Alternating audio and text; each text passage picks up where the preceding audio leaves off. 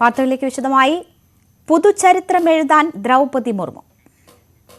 രാജ്യത്തിന്റെ 15ാം രാഷ്ട്രപതിയായി ദ്രൗപദി മുർമു അല്പസമയത്തിനകം സത്യപ്രതിജ്ഞ ചെയ്യും. പാർലമെന്റിലെ സെൻട്രൽ ഹാളിൽ 10:14-നാണ് സത്യപ്രതിജ്ഞാ ചടങ്ങ്. സുപ്രീംകോടതി ചീഫ് ജസ്റ്റിസ് NV രമണ സത്യവാചകം ചൊല്ലിക്കൊടുക്കും. ചടങ്ങുകൾക്കായി നിയുക്ത രാഷ്ട്രപതിയും സ്ഥാനമൊഴിയുന്ന രാഷ്ട്രപതിയും രാഷ്ട്രപതി ഭവനിൽ നിന്ന് ഉടൻ പാർലമെന്റിലേക്ക് പുറപ്പെടും. സത്യപ്രതിജ്ഞയ്ക്ക് മുൻപായി നിയുക്ത രാഷ്ട്രപതി രാജ്ഘട്ടിലെത്തി പുഷ്പാർച്ചന നടത്തി. MG മിഥുൻ വിവരങ്ങളുമായി ചേരുകയാണ്. മിഥുൻ, രാജ്ഘട്ടിൽ പുഷ്പാർച്ചനയ്ക്ക് ശേഷം നിയുക്ത രാഷ്ട്രപതി ദ്രൗപദി മുർമു രാഷ്ട്രപതി ഭവനിലേക്കാണോ തിരിച്ചത്? ഇപ്പോൾ അവിടെ രാംനാഥ് കോവിന്ദുമായുള്ള കൂടിക്കാഴ്ച നടക്കുകയാണ്.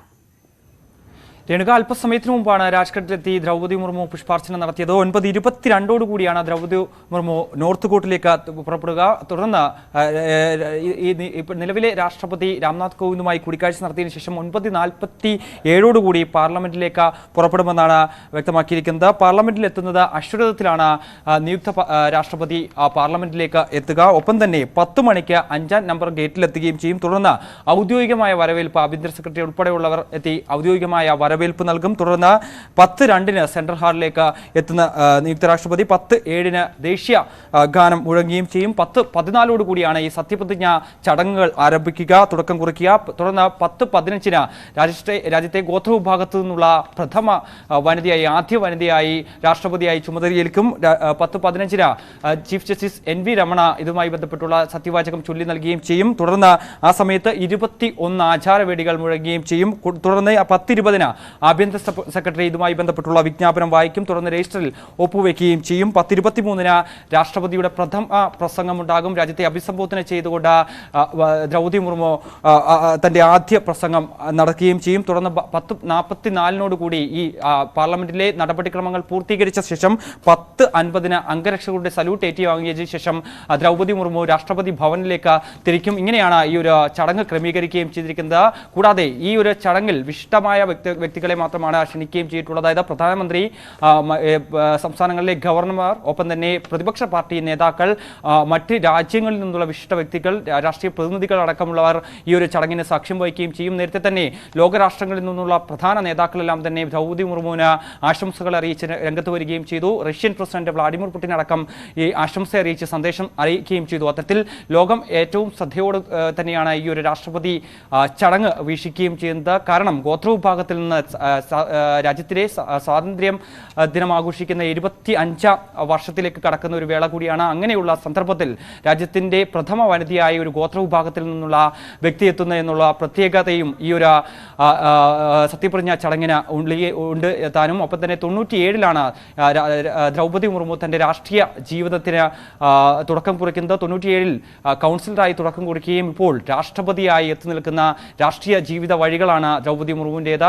2000 ആദ്യമായി നിയമസഭാംഗമായി തെരഞ്ഞെടുക്കുന്നത്. തുടർന്ന് മന്ത്രിസഭയിൽ അംഗമാവുകയും വിവിധ വകുപ്പുകൾ കൈകാര്യം ചെയ്യുകയും ചെയ്യുന്നു. ജാർഖണ്ഡിലെ ആദ്യ വനിതാ ഗവർണർ എന്ന പ്രത്യേകതയും ദ്രൗപദി മുർമുവിന് തന്നെയായിരുന്നു. കൂടാതെ ഗോത്രവിഭാഗത്തിൽ നിന്നുള്ള ആദ്യ ഗവർണറായ വ്യക്തി എന്ന നേട്ടവും ദ്രൗപദി മുർമു കൈവരിക്കുകയും ചെയ്തു. അതിനുശേഷമാണ് ഇപ്പോൾ രാജ്യത്തിന്റെ പ്രഥമ വനിത എന്ന നേട്ടം, അല്ലെങ്കിൽ അത്തരത്തിലൊരു നേട്ടത്തിലേക്ക് കൂടി ദ്രൗപദി മുർമു എത്തുകയും ചെയ്യുന്നത്. ആദ്യഘട്ടത്തിൽ 44 രാഷ്ട്രീയ പാർട്ടികളുടെ പിന്തുണ ദ്രൗപദി മുർമുവിനൊപ്പം ഉണ്ടായിരുന്നു. ദ്രൗപദി മുർമുവിന്റെ തെരഞ്ഞെടുപ്പിൽ NDയുടെ സ്ഥാനാർത്ഥി, രാഷ്ട്രപതി സ്ഥാനാർത്ഥിയായി ദ്രൗപദി മുർമുവിന്റെ പേര് ആദ്യഘട്ടത്തിലൊന്നും തന്നെ കേൾവിയില്ലാതെ ഇരിക്കുന്ന ഒരു സാഹചര്യമായിരുന്നു. ആദ്യത്തിൽ വെങ്കയ്യ നായിഡു, ഒപ്പം തന്നെ ആരിഫ് മുഹമ്മദ് ഖാൻ അടക്കമുള്ള നേതാക്കളുടെ പേരുകളായിരുന്നു കേട്ടിരുന്നത്. പക്ഷേ അപ്രതീക്ഷിതമായി ദ്രൗപദി മുർമുവിന്റെ പേര് NDA പ്രഖ്യാപിക്കുകയും ചെയ്തു. BJP ദേശീയ അധ്യക്ഷൻ JP നദ്ദയാണ് ഇത് സംബന്ധിച്ചുള്ള പ്രഖ്യാപനം നടത്തുകയും ചെയ്തത്. അതിനുശേഷം കൂടുതൽ പ്രതിപക്ഷ നിരയിൽ നിന്നുള്ള പാർട്ടികൾ പോലും ദ്രൗപദി മുർമുവിന് പിന്തുണയുമായി രംഗത്ത് വരുന്ന കാഴ്ച നമുക്ക് കാണാൻ സാധിച്ചു. ശിവസേന, ബിജു ജനതാദൾ അടക്കമുള്ള പാർട്ടികൾ, JDS അടക്കമുള്ള പാർട്ടികൾ ദ്രൗപദി മുർമുവിനെ പിന്തുണയ്ക്കുമെന്ന് അറിയിക്കുകയും ചെയ്തു. അതായത് ഈ പിന്തുണ ദ്രൗപദി മുർമുവിന് മാത്രമാണ്, BJPക്കല്ല തങ്ങൾ പിന്തുണ നൽകുന്നത് എന്നുള്ള ഒരു പ്രഖ്യാപനം നടത്തിക്കൊണ്ട്, അത്തരത്തിലുള്ളൊരു പ്രതികരണം നടത്തിക്കൊണ്ട് തന്നെയായിരുന്നു ശിവസേന അടക്കമുള്ള പാർട്ടികൾ രംഗത്ത് വരികയും ചെയ്തത്. പക്ഷേ പിന്നീട് കൂടുതൽ പേരുടെ പിന്തുണ ദ്രൗപദി മുർമുവിന് ലഭ്യമാകുന്ന ഒരു കാഴ്ചയാണ് നമുക്ക് തെരഞ്ഞെടുപ്പിലുടനീളം കാണാൻ സാധിച്ചത്. കേരളത്തിൽ നിന്നടക്കം ദ്രൗപദി മുർമുവിന് പിന്തുണ നൽകുകയും ചെയ്തു. അതായത് ഒരു MLA ആരാണ് എന്നുള്ള വ്യക്തത ഇതുവരെയും വന്നിട്ടില്ല എങ്കിൽ പോലും 140 അംഗ നിയമസഭയിൽ നിന്ന് ഒരു MLA ദ്രൗപദി മുർമുവിന് അനുകൂലമായി വോട്ട് രേഖപ്പെടുത്തുകയും ചെയ്തു. അത് BJP കണക്കുകൂട്ടിയത്, അതായത് രാജ്യത്ത് കേരളത്തിന്റെ മാനം രക്ഷിച്ചു എന്നുള്ള ഒരു അഭിപ്രായമായിരുന്നു, അല്ലെങ്കിൽ അത്തരത്തിലുള്ള ഒരു പ്രതികരണമായിരുന്നു V മുരളീധരൻ അടക്കമുള്ള നേതാക്കൾ പ്രതികരിക്കുകയും ചെയ്തത്. അംഗീകാരങ്ങളോട് കൂടിയാണ് 15ാമത് രാഷ്ട്രപതിയായി ദ്രൗപദി മുർമു കസേരയിലേക്ക് എത്തുന്നത്. മിഥുൻ, ഇപ്പോൾ അമിത്ഷാ അദ്ദേഹം ടൈംസ് ഓഫ് ഇന്ത്യയിൽ എഴുതിയ ഒരു ലേഖനം ട്വീറ്റ് ചെയ്തുകൊണ്ട് ചരിത്ര നിമിഷമാണ് ഇന്ത്യക്ക് വരാൻ പോകുന്നത്, ട്രൈബ്സിന്റെ ശാക്തീകരണത്തിനായി നരേന്ദ്രമോദി സർക്കാർ ചെയ്യുന്ന കാര്യങ്ങളുടെ അതിൻ്റെ ഒരു കമ്മിറ്റ്മെന്റിന്റെ ഉദാഹരണമാണ് ഇത് എന്നൊക്കെ കാണിച്ചുകൊണ്ടുള്ള അദ്ദേഹത്തിന്റെ പ്രതികരണം വരികയാണ്. അങ്ങനെ ഈ ചരിത്ര നിമിഷത്തിലേക്ക് ഇന്ത്യ നടന്നെടുക്കുമ്പോൾ കൂടുതൽ പ്രതികരണങ്ങൾ രാജ്യത്ത് നിന്ന് തന്നെ വരുന്നത് എന്തൊക്കെയാണ്? എങ്ങനെയാണ് ദ്രൗപദി മുർമുവിന്റെ ജന്മനാട് ഉൾപ്പെടെ ഈ മുഹൂർത്തങ്ങളെ ആഘോഷമാക്കുന്നത്? തീർച്ചയായും വലിയ ആവേശത്തിൽ തന്നെയാണ് രായ്രംഗ്പൂർ അടക്കമുള്ള മേഖലകളിലുള്ളത്. ദ്രൗപദി മുർമുവിന്റെ വസതിയിലടക്കം കഴിഞ്ഞ ഒരാഴ്ചയായി വലിയ ആഘോഷ പ്രകടനങ്ങൾ നടക്കുകയും ചെയ്യുന്നു. ഡൽഹി കേന്ദ്രീകരിച്ചും വലിയ ആഘോഷങ്ങൾ BJP നടത്തുകയും ചെയ്യുന്ന ഒരു പശ്ചാത്തലമാണ് നിലവിലുള്ളത്. അതായത് ഈ ബ്രിട്ടീഷ് ഈസ്റ്റ് ഇന്ത്യ കമ്പനിക്കെതിരെ പോരാടിയ സന്താൾ വിഭാഗത്തിൽ നിന്നുള്ള ഒരു വ്യക്തി കൂടിയാണ് ഇത്തരത്തിൽ ആദ്യമായി രാഷ്ട്രപതി പദത്തിലേക്ക് എത്തുന്നത്. പാർലമെന്റിലെ ഇരുസഭകളിലും ഇതിനു മുമ്പ് പരിചയമില്ലാതെ അല്ലെങ്കിൽ അംഗമാകാത്ത രാഷ്ട്രപതി പദത്തിലേക്ക് എത്തുന്ന ഒരു നേട്ടവും ഇത്തരത്തിൽ ദ്രൗപദി മുർമു സ്വന്തമാക്കുകയും ചെയ്യുന്നു. ഇതിനു മുമ്പ് APJ അബ്ദുൽ കലാം മാത്രമാണ് ഇരുസഭകളിലും അംഗമാകാതെ രാഷ്ട്രപതി പദത്തിലേക്ക് എത്തുകയും ചെയ്തത്. ആദ്യ പ്രഥമ വനിത എന്നുള്ള പ്രത്യേകതയും മുർമുവിന് തന്നെ സ്വന്തമാവുകയും ചെയ്യും. കൂടാതെ 97-ൽ ഞാൻ നേരത്തെ സൂചിപ്പിച്ച പോലെ രായ്രംഗ്പൂരിൽ നിന്നാണ് ഈ ദ്രൗപദി മുർമുവിന്റെ രാഷ്ട്രീയ ജീവിതം ആരംഭിക്കുന്നത്. അത്തരത്തിൽ മുൻകാലങ്ങളിലെല്ലാം തന്നെ വലിയ രീതിയിൽ കഷ്ടത അനുഭവിച്ച് രാഷ്ട്രീയ ജീവിതത്തിലേക്ക് കടന്നു വന്ന വ്യക്തി കൂടിയാണ്. അതായത് സ്വാതന്ത്ര്യത്തിന്റെ 50ാം വർഷത്തിൽ ഇതിനു മുൻപ് ദളിത് ശാക്തീകരണത്തിന്റെ ഭാഗമായി KR നാരായണനെ രാഷ്ട്രപതിയാക്കിയിരുന്നു. അതിന് പിന്നാലെ ഇപ്പോൾ 75ാം വാർഷികം ആഘോഷിക്കുന്ന ഈ ഒരു വേളയിലാണ് ദ്രൗപദി മുർമുവിനെ ഗോത്രവിഭാഗത്തിൽ നിന്നുള്ള വ്യക്തിയെ രാഷ്ട്രപതിയായി നിയമിക്കുന്ന എന്ന പ്രത്യേകതയും ഈ ഒരു ചടങ്ങിനുണ്ട്. ഒപ്പം തന്നെ അധ്യാപനത്തിൽ നിന്നാണ് രാഷ്ട്രീയ ജീവിതത്തിലേക്ക് ദ്രൗപദി മുർമു കടന്നു വരികയും ചെയ്യുന്നത്. കൂടാതെ ഭാരതത്തിന്റെ പുതിയ രാഷ്ട്രപതിയായി തെരഞ്ഞെടുക്കപ്പെടുന്ന ഈ ദ്രൗപദി മുർമുവിന്റെ മുൻകാല ജീവിത ചരിത്രങ്ങൾ നമ്മൾ പരിശോധിക്കേണ്ടതായിട്ടുണ്ട്.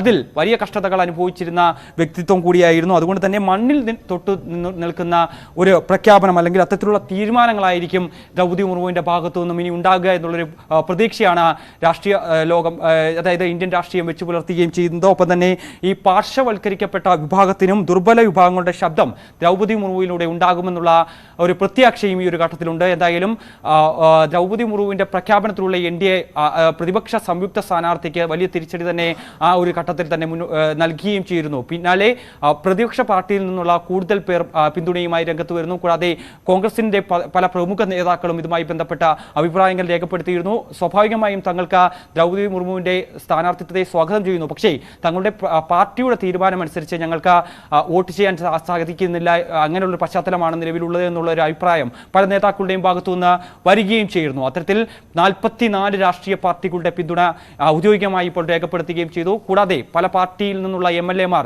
പല സംസ്ഥാനങ്ങളിൽ നിന്ന് ദ്രൗപദി മുർമുവിന് അനുകൂലമായി പ്രതിപക്ഷ ഐക്യത്തിൽ നിന്ന് വിട്ടുനിന്നുകൊണ്ട് ദ്രൗപദി മുർമുവിന് അനുകൂലമായി വോട്ട് രേഖപ്പെടുത്തുന്ന ഒരു സാഹചര്യമുണ്ടായിരുന്നു. അത്തരത്തിൽ മുൻകാലങ്ങളിൽ കഴിഞ്ഞ തവണ രാംനാഥ് കോവിന്ദിന് ലഭിച്ച വോട്ട് മൂല്യത്തേക്കാൾ 1% കുറവാണ് തവണ ലഭിച്ചത് എങ്കിൽ പോലും തന്നെ വലിയ മികച്ച വിജയം ഈ ഗോത്രവിഭാഗത്തിൽ നിന്നുള്ള വ്യക്തിക്ക് ദ്രൗപദി മുർമുവിന് നേടാനായി എന്നുള്ള ഒരു പ്രത്യേകതയും ഈ ഒരു തെരഞ്ഞെടുപ്പിനെ സംബന്ധിച്ചുണ്ട്. എന്തായാലും പാർശ്വവൽക്കരിക്കപ്പെട്ട ജനങ്ങളുടെ ശബ്ദം ദ്രൗപദി മുർമുവിൽ നിന്ന് ഉണ്ടാകുമെന്നുള്ള ഒരു പ്രതീക്ഷ ഈ ഒരു ഘട്ടത്തിലുണ്ട്. തീർച്ചയായും എന്തായാലും ആ ചരിത്ര നിമിഷത്തിലേക്ക് നടന്നെടുക്കുകയാണ്.